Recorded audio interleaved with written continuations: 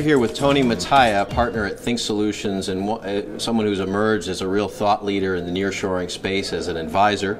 And Tony, again, thank you for joining us today at our event. Our event, by the way, was Mexico's Silicon Valley, getting the real story. And a lot of what we talked about today at our event was, and you brought it up yourself, Tony, is the work performed out of nearshore versus offshore. And I was curious to hear a little bit more about your sense of the quality of work performed out of nearshore and how that helps outsourcing clients.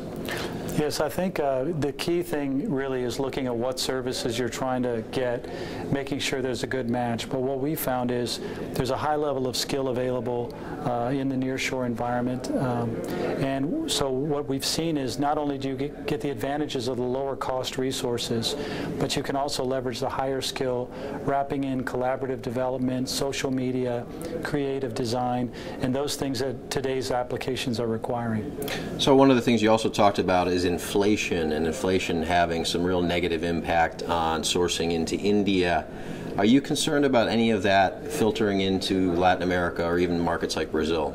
Yeah, for example, Brazil, if you look at nearshoring in Latin America, there's big differences between the different inflation rates. One of the advantages that Mexico has over Brazil, for example, is that they have a much lower inflation rate that tracks closer to the U.S. And the Brazilian marketplace, their demand is so high internally that they end up having a higher inflation rate, and they have less work exported just because they're doing so much internally.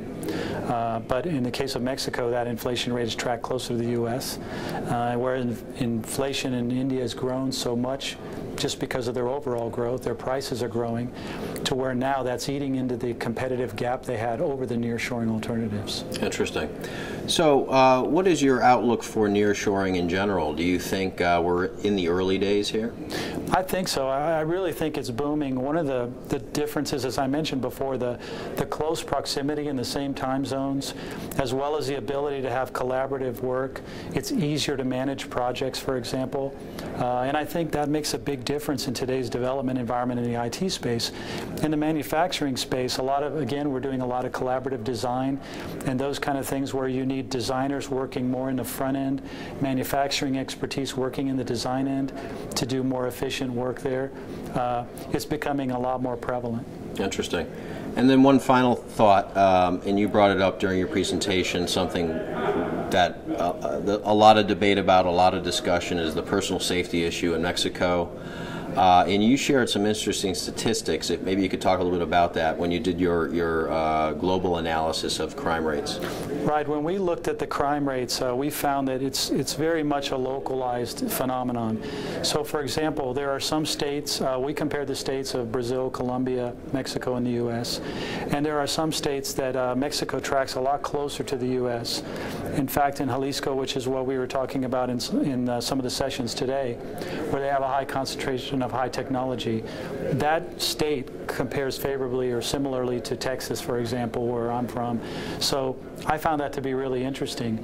And then you go at the other end of the spectrum, in certain pockets you have higher homicide rates, for example, in Mexico than in the U.S., but still much lower than Brazil and still much lower than Colombia. So if you ask people their perception, they would say, well, Mexico's very violent, but compared to Brazil, in a lot of cases that's not the case when we looked at state-by-state comparisons. And I heard a statistic earlier that 97%, when you take a 97% number, 3% of the municipalities have a lot of the violence. So we haven't seen that in our research yet, but we're going to look at that. So we stayed more at the state level.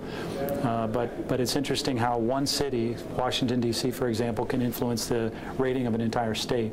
And I think you'll see the same thing in Mexico, where the border states are a lot more dangerous than, say, most of the areas of Mexico, which are very, very safe to work in. That's right. That's right.